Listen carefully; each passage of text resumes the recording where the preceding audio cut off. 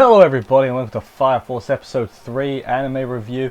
Back after the break last week for obvious reasons. Like I wouldn't have even been surprised if it was delayed like full season. Like we'll do it next season instead.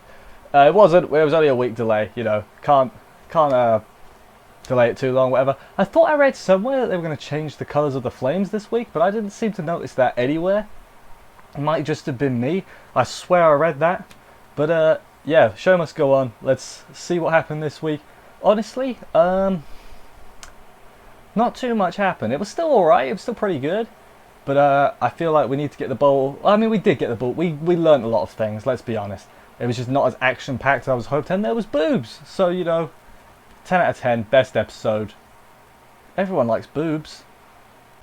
So we start out with Mysterious Man. He talks about like the state of the world and everything, what's going on. The bad guy from the other weeks there, the guy who smokes, he was there. But then what else? We learn about, briefly, the captain of the 8th Fire Force, which is the main one.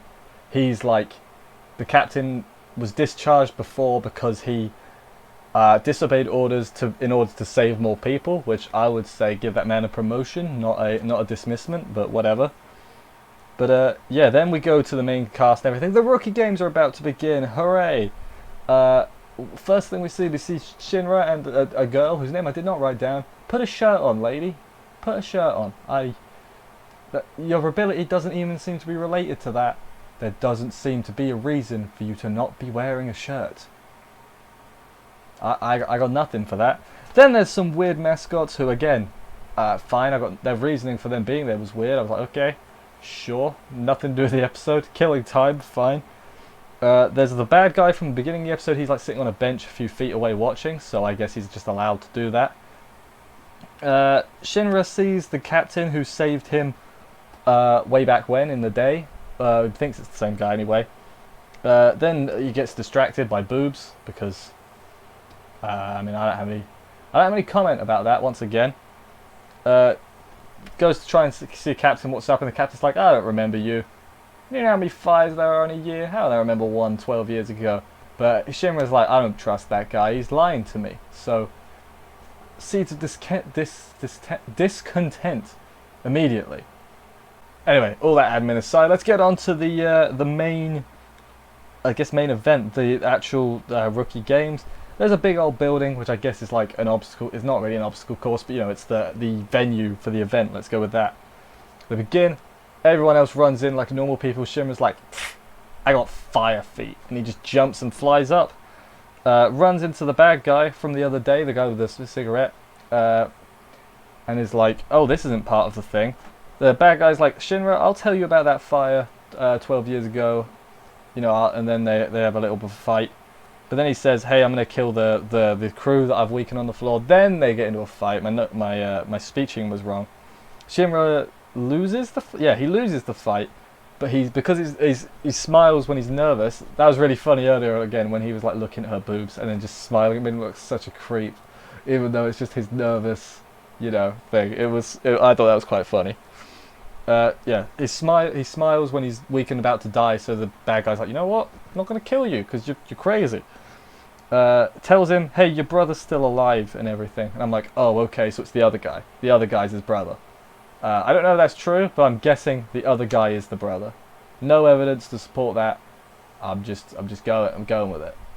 And if that's not true, I'm sorry. I'm allowed to make guesses. Then he thinks, oh, the captain is hiding something from me. Not his captain, the captain of the first company. He's the one he spoke to earlier. He was like, he knows something and he's not telling me. So that's kind of weird. Offers him to join the bad guys. Shinra's like, no, I'm a good guy. Then they have a little bit more of a scrap. Yeah, they have a little bit more of a scrap. We switch perspectives now to Arthur, who he's just running through the place. Feels the shaking from the fight. Runs into boobs. Boobs lands on him. If you couldn't tell, haven't written down her name. She is just boobs in my notes because that's her defining characteristic at the moment. Could call her cat boobs, Neko boobs. Why is she? I don't understand. It's that's fine. It's fine. Fan service doesn't bother me. Yeah. Then them two go to the battle where Shinra's fighting the dude. finds the battle. Arthur thinks it's part of the rookie games. At first, he's like, "You're just trying to trick me to get more points or whatever." He escapes, but not before basically setting the building to explode. They all jump out. He says something about the Joker as well, so like maybe Batman's involved as well. I'm not too sure.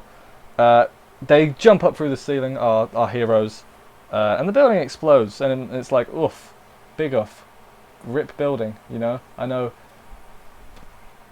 it's hard to make jokes about it, but you know, I'm just trying to be funny.